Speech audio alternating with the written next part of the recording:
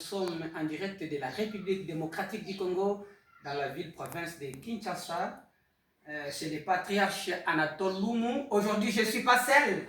Et je reçois un éminent homme de Dieu. Il s'agit d'un homme digne de son nom, que je ne suis pas peut-être digne de présenter. Il a la parole de pouvoir se présenter seul. Écoutons.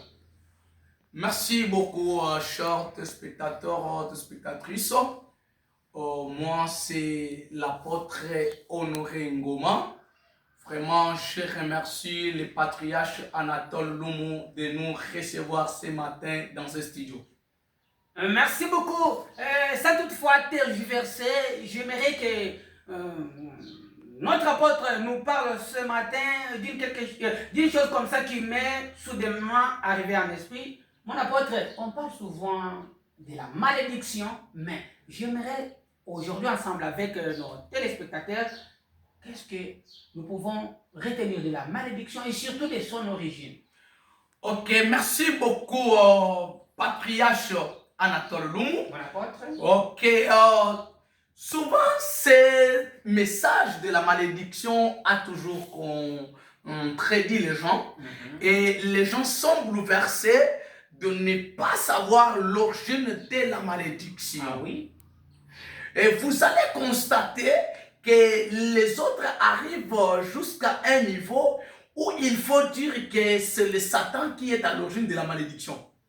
Et moi, je vais choquer certaines personnes et certains messieurs ou certains hommes de Dieu qui disent que la malédiction a commencé avec Satan. Or que Satan n'a jamais maudit. Ah non, mais comment ça? Bon, mon apôtre, revenez un peu. Il y a quelque chose là que vous devrez expliquer. Vous dites que la malédiction n'a pas commencé avec Satan. Et Satan n'a jamais maudit. Je dirais non. Ah non, vous avez la parole d'écrire le peuple de Dieu. Oui, trop chers spectateurs, des spectatrices. Et la malédiction tire son origine par le Créateur. Ah oui? C'est Dieu qui est l'originaire de la malédiction. En fait? Et l'origine de la malédiction, c'est Dieu.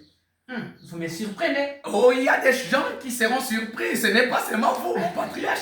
Ah, on vous attend. Je vois les gens qui sont en train d'être surpris là. Et quand nous lisons bien la Bible, voyons un peu dans le livre d'Exode chapitre 20. Exode chapitre 20, verset 5. Oui. Et nous allons descendre un peu. Qu'est-ce que la Bible dit? La Bible dit: tu ne te prosterneras point devant elle. Oui. Et tu ne les serviras point, car moi, l'Éternel, ton Dieu, je suis un Dieu jaloux. Ah bon? Qui punit l'iniquité de père sur les enfants jusqu'à la 3e et la 4e génération de ceux qui me haïssent. Et qui fait miséricorde jusqu'à 1000 générations à ceux qui m'aiment et qui gardent mes commandements. Avançons. C'est Dieu qui est à l'origine de la malédiction.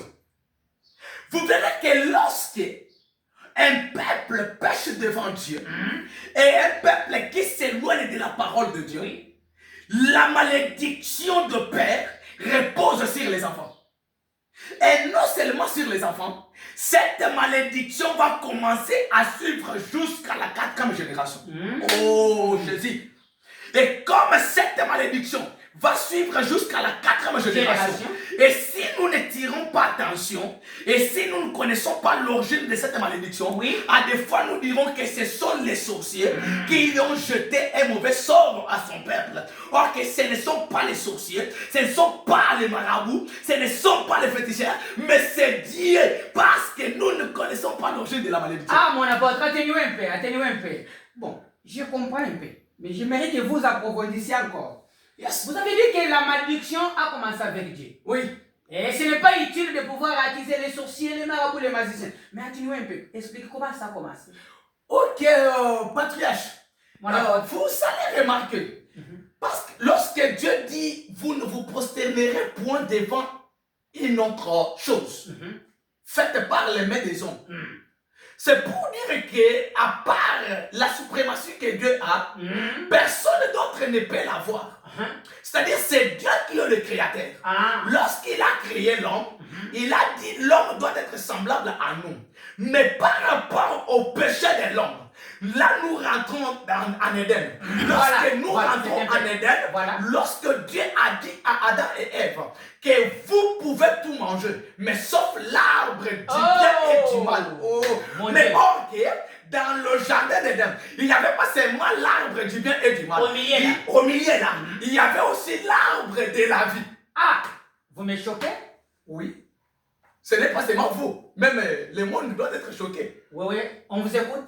Alors, c'est par là, lorsque Adam et Ève ont péché, Dieu les a punis.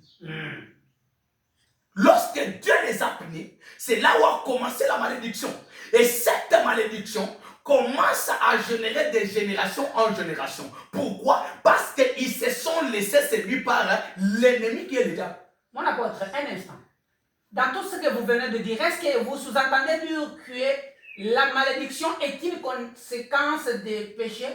Oui, la malédiction c'est une conséquence des péchés.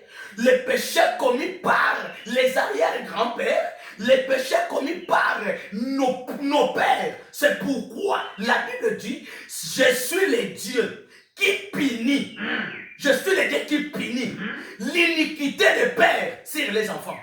Sur les enfants, non seulement les enfants, à la 3e génération et jusqu'à la 4e génération. Vraiment. C'est pourquoi ce matin, je viens dire au peuple de Dieu, bien que cette malédiction est venue sur le péché, mais il y a quelqu'un qui est digne d'ôter le péché. Oh, celui qui est digne d'ôter le péché, c'est l'arbre de vie qui était dans le jardin. C'est l'arbre de vie qui était dans le jardin. C'est l'arbre qui ôte le péché. C'est l'arbre de vie, je vais t'expliquer, mon patriarche ne me pressait pas. C'est l'arbre de vie qui était dans le jardin. Or que l'arbre de vie qui était dans le jardin, c'est l'homme de Jésus-Christ de Nazareth. Oh, c'était seulement que Jésus était déjà dans le jardin avant que Jésus vienne comme ça. C'est pourquoi il dit, je suis la vie. Le chemin et la vérité. Amen. Oh, c'est lui qui s'approche de Jésus. Il n'est pas encore sous la malédiction. Revenons maintenant dans la prophétie qu'avait donnée Jérémie. Jérémie chapitre, Jérémie chapitre 31. Jérémie 31. Avance. Verset 29 à 30.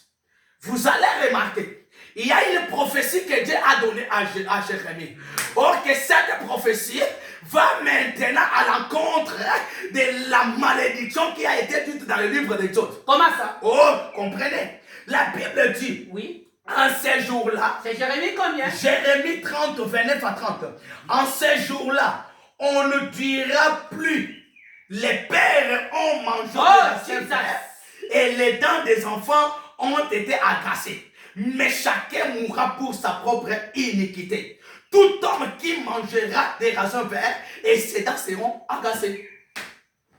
Je viens dire à un peuple de Dieu ce matin que si tes parents, si tes ancêtres avaient péché, tu ne mourras pas sous la malédiction de tes pères. Amen. Mais toi, tu es maintenant une nouvelle génération. Amen. Tu dois dire non à la malédiction de tes pères. Amen. Parce que j'ai vu celui qui devait nous racheter venir. Oh, il est mort sur la croix. Alléluia. Et quand il était mort sur la croix, la Bible me dit, il a dit tout est accompli. Et il a ôté la malédiction. Quand nous lisons Colossiens bien, et nous irons aussi même dans Galates chapitre 3, la Bible dit, lorsque Jésus est venu, il a porté la malédiction. Il porte le nom de la malédiction. Et pour nous donner nous un nom nouveau. Quel est le nom nouveau? C'est la bénédiction. Amen. C'est pourquoi toute personne qui demeure en Jésus n'est pas sous la malédiction, n'est pas sous la loi, mais il vit sous la grâce et il vit sous la gloire du Seigneur. Amen. Mon apôtre, par rapport au temps, j'aimerais que vous expliquiez ceci tout en concluant. Vous disiez que lorsqu'on est en Christ, on n'est pas encore sous la malédiction. Oui. C'est-à-dire, comment? Quelles sont les procédures à suivre pour devenir un chrétien, pour devenir une nouvelle créature, pour être en Christ? Et par après, vous concluez. Oui, pour ne pas vivre la malédiction, et pour devenir en Christ, il ne suffit qu'accepter Jésus comme Seigneur et Sauveur. Voilà. Et que lorsque nous acceptons notre Jésus comme Seigneur et Sauveur personnel, nous devenons une nouvelle créature. Là, je suis en train de voir mon invité, l'apôtre Paul, qui entre. Voilà. Lorsque l'apôtre Paul entre, là, nous sommes dans le livre de 2 Corinthiens, chapitre 5, verset 17. Effectivement. Il dit que tout, quand la personne est en Christ, il devient une nouvelle créature. Alléluia. Une nouvelle créature, les choses anciennes sont passées. Effectivement. C'était la malédiction là. La malédiction passe. Maintenant, c'est la bénédiction qui est dans cette personne. Amen. Amen. Amen. C'est pourquoi vous allez remarquer, tout le monde, toute personne qui est en Christ, il ne vit pas sous la loi de leur famille. Amen. Il ne vit pas sous la loi du quartier. Il ne vit pas sous la loi de la coutume. Il ne vit pas sous la loi de leur contrée. Mais il vit sous la grâce de Dieu. Sous la grâce de Jésus. Parce que Jésus s'est fait la malédiction pour nous. Amen. Et il est devenu une malédiction et nous sommes devenus une bénédiction. Merci beaucoup, mon apôtre.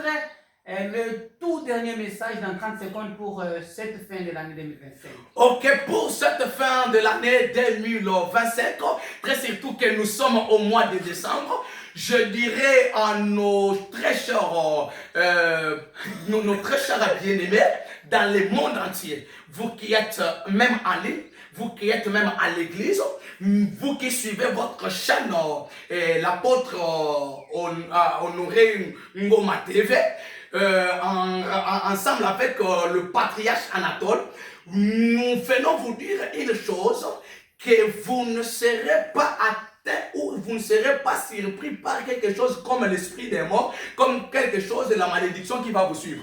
Mais vous serez franchis par la vérité du Seigneur et vous allez traverser l'année 2025 à l'année 2026 avec tout ce que vous avez. Et qu'est-ce que je profite de dire là? Je dirais que je suis en train de bénir le peuple de Dieu, qu'ils vont fêter l'année 2025 en chantant un nouveau cantique. Amen, amen. Merci beaucoup. Ce matin, nous avions été chaleureusement bénis par la présence de l'homme de Dieu, apôtre Honoré Ngoma. Amen. Pour nous suivre davantage, vous partez sur la page apôtre Honoré. Et la page apôtre Honoré Ngoma officiel. YouTube, c'est apôtre Honoré Ngoma officiel. Ah oui. Même TikTok, nous sommes là-bas. Vous allez sur les comptes X, Instagram. Et si vous allez sur notre compte Facebook, c'est apôtre Honoré Ngoma. Vous pouvez passer votre numéro téléphonique. Ok, notre numéro pour ceux qui ont besoin de nous, même pour nous contacter en privé. C'est un numéro qui est utilisé dans le monde entier. C'est plus 243 82 010 99 70. Plus 243 82 010 99 70. Si vous avez besoin d'une aide spirituelle, nous sommes là. Merci beaucoup. Si vous avez aussi besoin de nous, prenez notre numéro. Vous pouvez nous contacter sur WhatsApp pour une aide dans la prière, une aide spirituelle. C'est plus 200 43 9 90 76 58. Je reprends. Plus 243 9 90 76 58. Que le Seigneur vous bénisse abondamment.